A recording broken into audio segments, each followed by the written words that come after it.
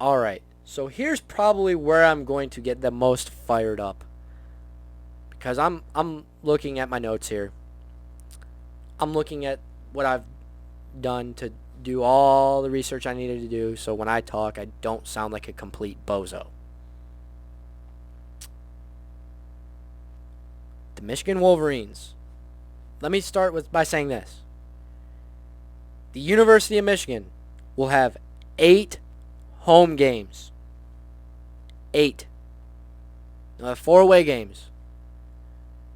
I expect them to at least go 8-4. That is like the absolute line where I'm like, okay, if anything less than that, I am angry. And I want something to be changed. But, hear me out.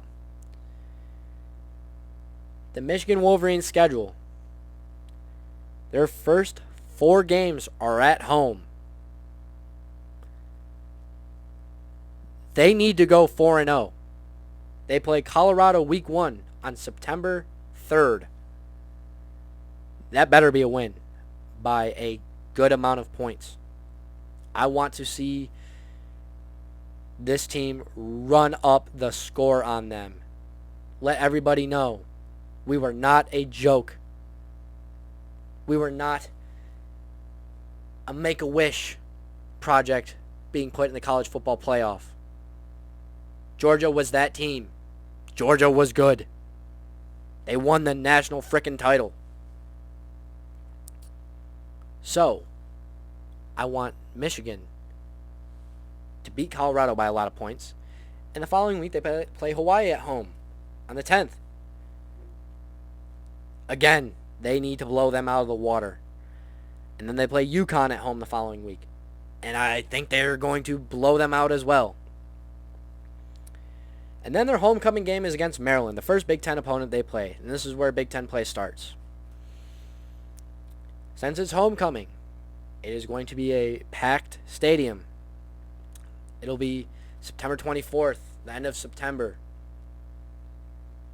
Everybody's going to be fired up for Big Ten football. This right here is going to be one of your statement games if you're Jim Harbaugh. Because you need to start the Big Ten season off right with a win. At least beat them by 10 points. At least 2 scores. 9 points even. Beat Maryland by 2 scores, and I'm happy. If it's a 1-score game, we're going to have to discuss some things, Mr. Harbaugh. Week 5 and 6, they're on the road. October 1st, they are traveling to Iowa. And this is where I think the trap game happens.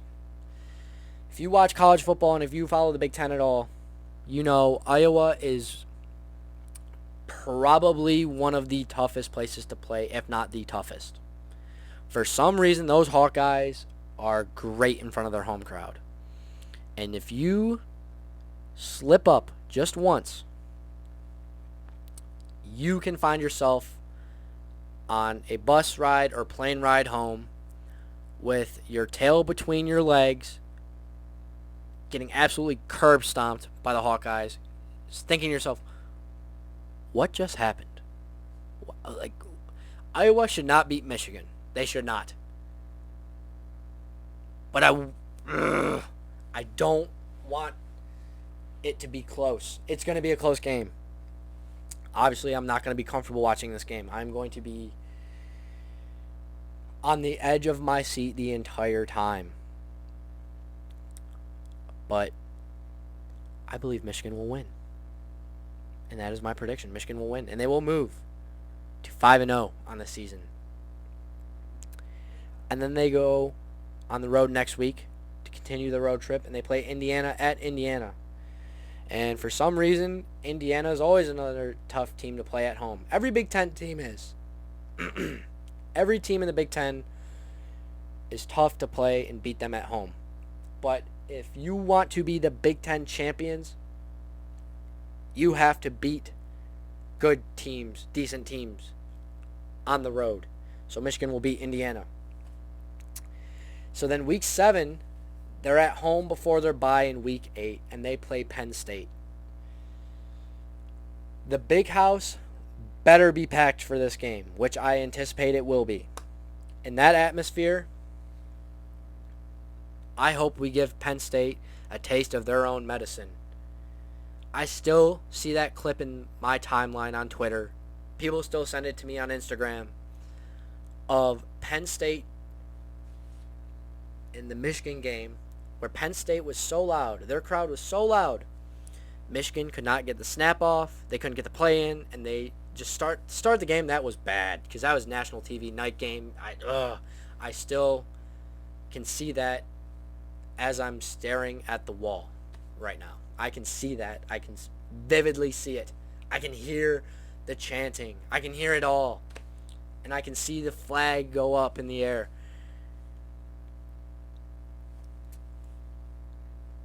But Michigan is at home. Penn State, yeah, they're going to be pissed off after what happened to them last year and how Michigan went in to their house and just took it to them.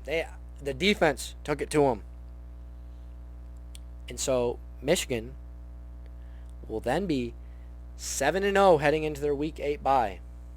And if you follow along with the dates, you realize that Week 9, Halloween weekend.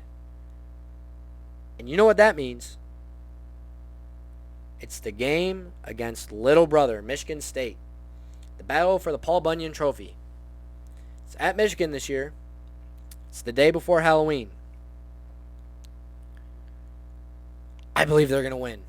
I believe they are going to be very upset on how the game ended last year and how it was the one loss they had in the regular season that they look back on and been like, we should have won that game, but the defense started to take pictures on the sideline, and we slowly started to watch the lead go away.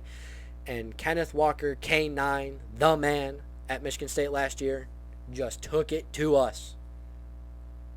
And the way he played, shoot, we deserved to lose that game. That was a great performance. That would have been his Heisman moment if he won the Heisman. But he didn't. He wasn't even a finalist. He got robbed, in my opinion.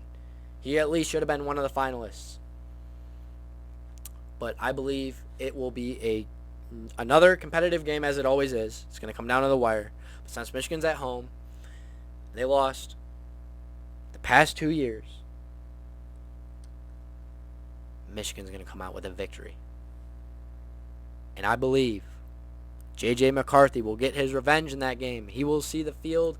If he's not the starter, he will come in and do that little package thing that Evan Gaddis loved to do so much with the dual quarterbacks last year. For how much I hated it.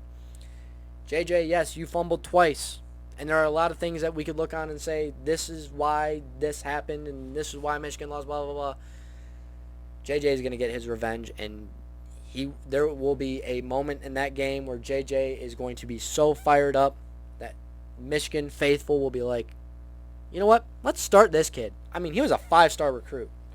But Cade played well until he played well in the Michigan State game. He proved a lot to me, and he didn't turn the ball over all season until that Michigan State game last year. So, I mean, you can't go away from Cade just yet.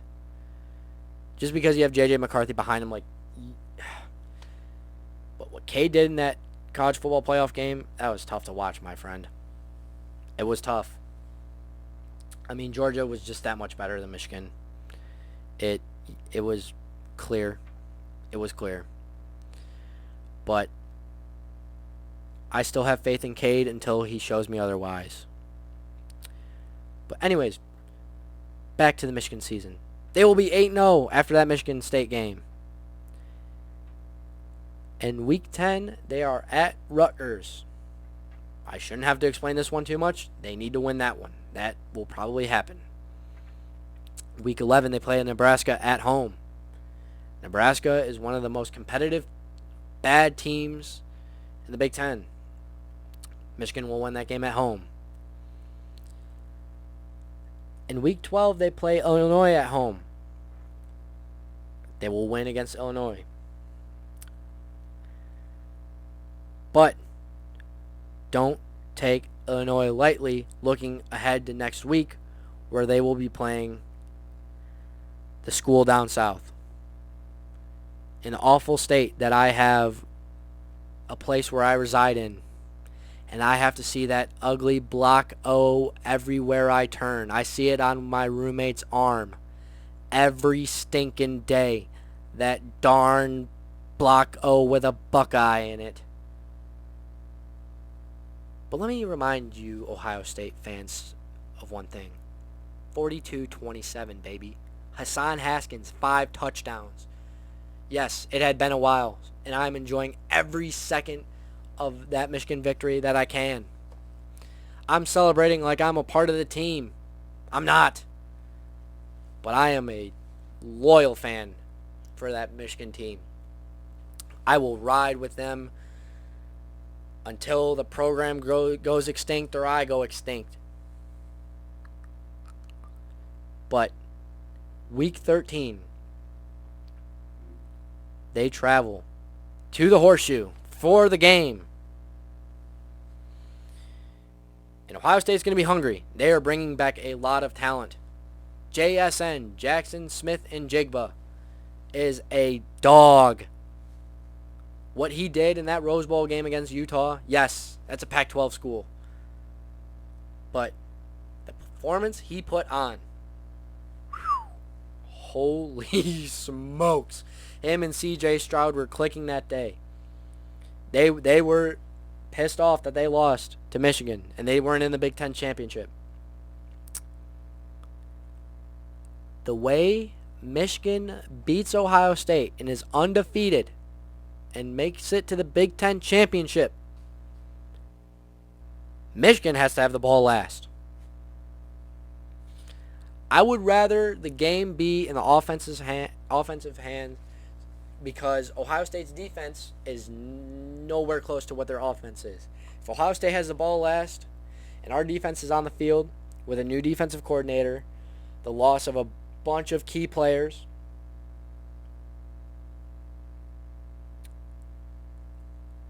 I would be very, very, very nervous if Ohio State had the ball last. So, if Michigan has the ball last, they win that game.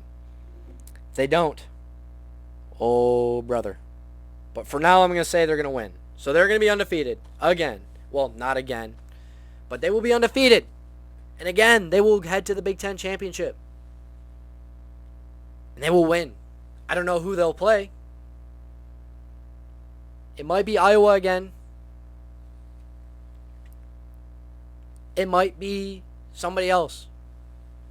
But they will win. They'll be undefeated. And they'll make the college football playoff. I believe they'll probably be the 2 seed because there will probably be Alabama again as the number 1 seed. Alabama is that team. So Michigan will have to play a 3 seed, and it'll probably be the loser of the SEC championship game.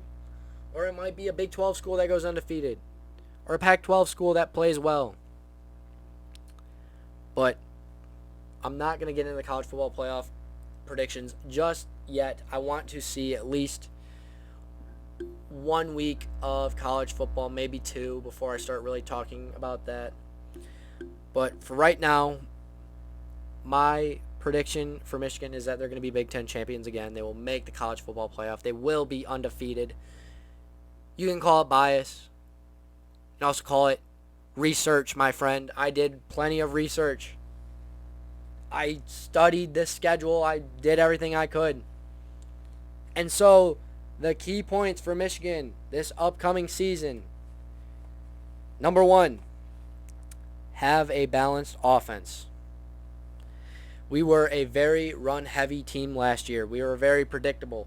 But if it ain't broke, don't fix it. If running the ball works, run the ball and to your heart's content. But I want to see more passing. I want to see a little bit more play-action plays opposed to last year because Michigan is bringing back some playmakers. I want to see the speed of Roman Wilson used. I want to see Ronnie Bell have the comeback season that I believe he is going to have. I want to see Cade sling the rock a little bit. I want to see JJ sling the rock. But with that being said, the next point, pick one quarterback and stick with him. I'm not a fan of the dual quarterback offense. There's too many inconsistencies. Quarterbacks, regardless if they're both right-handed, they spin the ball differently. It looks different. Fortunate enough, they're both right-handed. But quarterbacks play different. They throw it with different velocities, different angles, different arm slots, all this. And for a receiver, it can be confusing if you don't know who your quarterback is because timing gets thrown off and X, Y, and Z play calls are different. Different quarterbacks audible to different things and, all that. Stick with one quarterback, please. I'm a huge JJ fan, but I also like Cade. Let the better player play and stick with him. There is nothing wrong with having a backup quarterback who is very good, just in case your starter starts to stink it up and put up a big stinker. To put in a quarterback where you can trust him and be like, all right, your turn, go rip the defense up. But that's what I want to see. Just pick one quarterback and stick with him, Mr. Harbaugh. Next point. Use the first 2 weeks for your defense. And what I mean by that, you are playing Colorado and Hawaii. Those two teams are not going to be very high-powered in their offenses. I would like to see different defensive schemes those 2 weeks before you play UConn and then play Maryland for homecoming. I want to build confidence in the defense by making simple calls because we are not returning a lot of starters on the defensive side of the ball. I want to see what we're working with. And from what it looks like we might have a true freshman starting at safety. That scares me a little bit. But if he's that guy, so be it. Play him. Play him. But I am nervous for the defense this year because the pass rush might not be the same. The defensive backfield without Daxton Hill will not be the same. I'm glad that Vincent Gray is gone. I'm glad he's gone. He was a liability. But we got the 5-star corner in Will Johnson. Will Johnson, baby. He looked great in that spring game. Great. The film is there. He's going to be able to compete with some of the best receivers in the Big Ten and all of college football. But use the first 2 weeks to see what we've got. Because a spring game is just a glorified scrimmage. So, use the first 2 weeks. Keep it simple. Basic calls. Don't get too cute because it's early in the season. But we need to establish a defense because the next point is the offense will definitely be the strong point for the team this year. As long as there's not quarterback controversy. As long as there's not a dual quarterback system.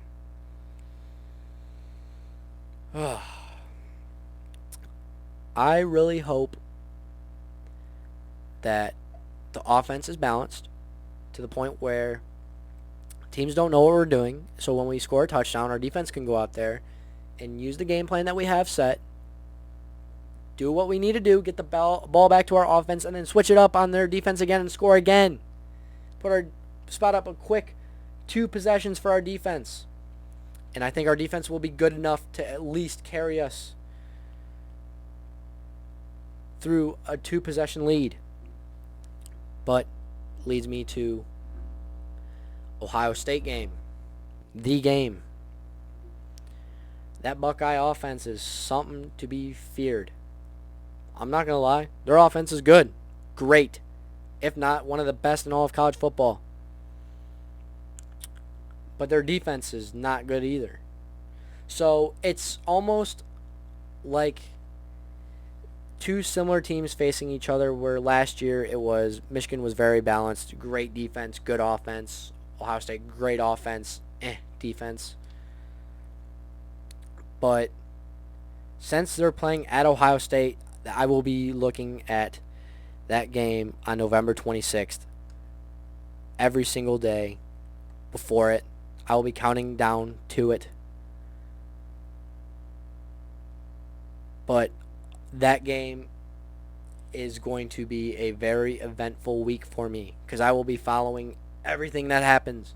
I will be in group chats, on iMessage, Snapchat, Twitter, Instagram. I will be hyping that game up. I will be excited for it. So, the next point I want to bring up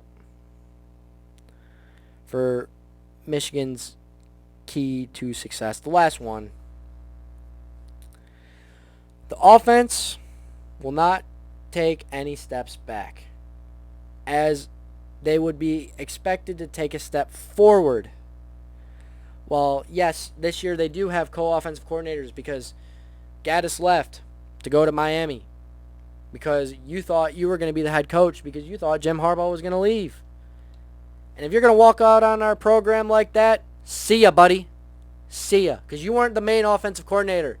Yes, you were the best assistant coach in all of college football. But you were a co-OC. If you're going to abandon a program like Michigan and travel down to Miami, where they are nowhere near Michigan, good riddance to you, man. I hope we see you and we beat the brakes off you. And your offense scores 0 points. And our offense scores 100. While Michigan has co-OCs going into next season, it should not be anything that the guys are not used to. You had co-OCs last year, and you have them again this year. All right, let's run it again. Let's run it back. Spin the block. Let's go. I want all the smoke from the Big Ten. I want all the smoke from anybody else in college football. Michigan will be that team again. They are a great team. Sorry. They're the winningest college football team in the history of all of college football. They win games. They win games. Whether you like it or not, they win games. But overall, Michigan should be undefeated going into the Ohio State week.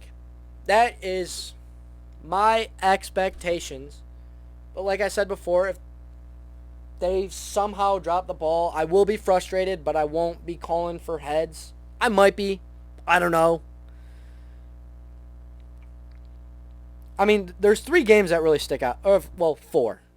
There's 4 games that stick out to me. The Iowa game, the Michigan State game, Penn State game, and the Ohio State game. Those are the 4. Those are going to be the 4 toughest opponents that Michigan sees all year.